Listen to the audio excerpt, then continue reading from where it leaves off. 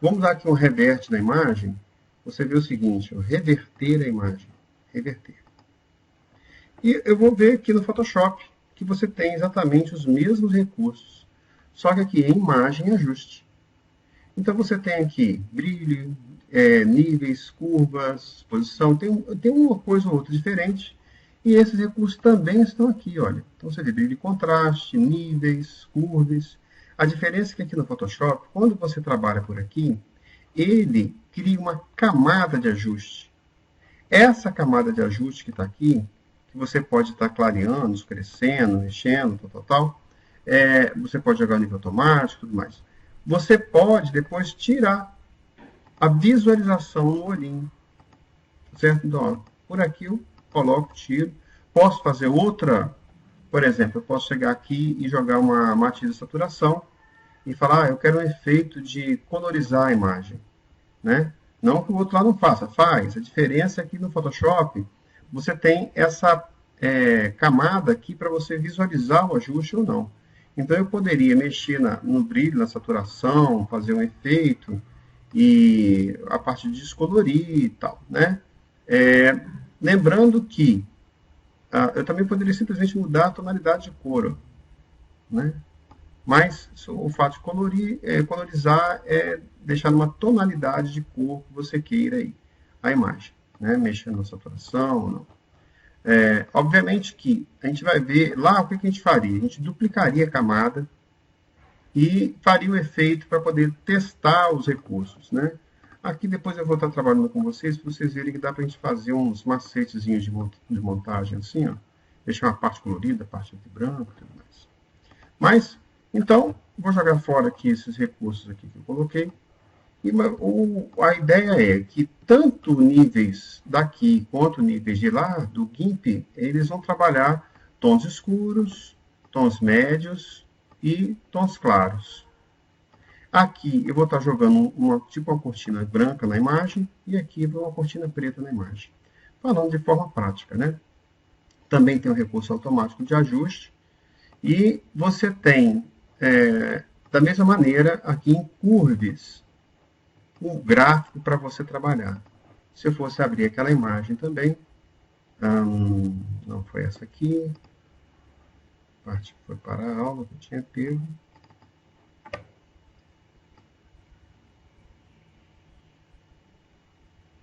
Uma das imagens do jacaré, né? Então,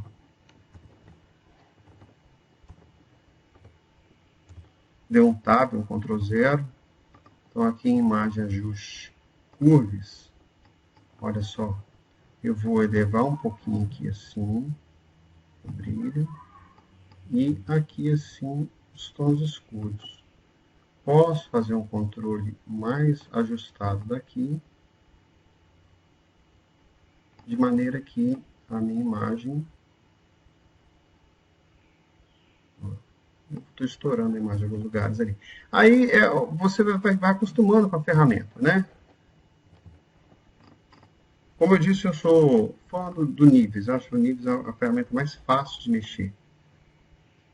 Eu havia utilizado a imagem da caverna para poder fazer umas brincadeiras aqui. Esse aqui sou eu com meus filhos. Aí nas aulas aqui eu andei colocando a minha imagem à disposição para o pessoal poder brincar comigo. O problema é que todo mundo aumentou minha barriga, mexeram a beça comigo. Mas vamos lá. Eu acho que já deu para entender. Eu vou pegar essa imagem aqui e vou fazer... Está bastante ruim em termos de qualidade, mas dá para fazer o recurso que a gente precisa aqui. Então aqui em níveis, olha, eu posso simplesmente levar os tons médios, né? Ou utilizar o alto brilho. E aí vai outras coisas que a gente pode estar fazendo. Bem, vamos falar aqui um pouquinho mais ainda sobre a parte de cores. Aquele matiz de saturação é essa ferramenta aqui. Só que lá já tinha um botão chamado colorizar. Aqui ele colocou uma janelinha específica para esse botão, né? Lá você vê o seguinte, você tem imagem, ajuste, matiz de saturação, colorizar. e você vai ter recursos. Matiz, saturação, luminosidade. Você poderia estar trabalhando alguns recursos aqui e tal. No caso do GIMP, ele fez cores. Eu tenho matiz e saturação. E ele está enxergando cada canal de cor em separado. E eu posso estar trabalhando aqui, tá certo? Então eu posso mexer na matiz, tá? E no caso eu estou trabalhando só sobre o ciano, ou sobre cada um em separado, se eu quiser. A parte de luminosidade. E eu tenho aquele botão especificamente, era o cores, colorizar. Então é a única diferença, né? Então, ó, eu tenho aqui as tonalidades, mais os recursos de saturação, né? Tá lá, luminosidade. Como a gente está fazendo imagem para a internet, o fato dela ficar estourada na luz não vai fazer tanta diferença. Se fosse imprimir, faria. Bem, existem outros ajustes aqui que você poderia fazer, mas para efeito, como posterizar, por exemplo, ele vai estourar a imagem e vai colocar os níveis que você vai estar fazendo esse posterizar aqui. Ó. Então, na verdade, ele só serve realmente para fazer um efeito na imagem. Né? Então, ele tá aglutinando as cores e saturando. No caso do brilho e contraste, se o gráfico tiver igual uma pirâmide, é excelente ferramenta para que você possa aumentar o contraste. Quer dizer, quando está igual uma pirâmide, ele está com muitos tons médios, baixos tons claros e baixos tons escuros, o que é perfeito para aumentar o contraste. Não é o caso dessa imagem, claro. E se fosse o contrário, se ela tivesse com muitos tons claros, muitos tons escuros e nada de tom médio, aí eu diminuiria o contraste. Quer dizer, era uma imagem estourada, tanto na parte clara quanto na parte escura. Né? Eu deveria diminuir o contraste. E o brilho, aí você vai ter que encontrar, equalizar o que é na imagem que está precisando. E obviamente aí vai entrar a questão do bom senso para você estar fazendo isso daí.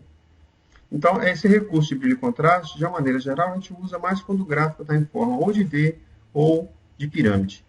Né? Na parte de equilíbrio de cores, exige muita sensibilidade da gente de perceber qual é a cor que eu vou trabalhar. Por exemplo, se eu pegar esse canal vermelho, o oposto dele é o ciano. Então, assim como em níveis tinha do lado esquerdo sombras, tons médios no meio, tons claros à direita, aqui ele me permite trabalhar o canal de cor de acordo com aquele ponto. Então, só sobre as sombras. Eu elevei o ciano ou eu elevei o vermelho. Se você observar, é como se eu tivesse elevado aquele botãozinho da esquerda do níveis. Se eu pegar os tons médios, então, olha, só de ciano, só de vermelho. E aqui só os tons claros, então, quer dizer, o botãozinho direito de níveis. Então, eu estourei aqui, você vê que ele pegou só onde tem um brilho aqui, ó. Não pegou na outra parte. E aqui, ou seja, aqui ele pega as regiões escuras, as regiões médias e as regiões claras, aonde tem o canal de cor. Vou cancelar aqui. E, novamente, aqui é uma ferramenta que ela é utilizada para você criar máscara. Não, essa imagem aqui não é uma imagem boa. Isso aqui talvez fosse melhor para poder fazer esse tipo de coisa. Então, quando você faz isso, você vê o seguinte, que você consegue pegar as sombras, os detalhes, olha só. Mas para fazer um efeito mesmo. Né? Então, eu poderia copiar isso aqui e colar dentro de um canal para transformar isso numa seleção com opacidade. Quando eu falo isso, significa que o branco significa seleção e o preto ausência. Se eu tenho 50% de branco e 50% de preto, quer dizer que é 50% de seleção. 20% de branco é só 20% de seleção. E assim sucessivamente. Bom, esses são os recursos. Eu vou parar por aqui e na próxima eu já volto falando um pouco mais agora sobre as ferramentas de seleção.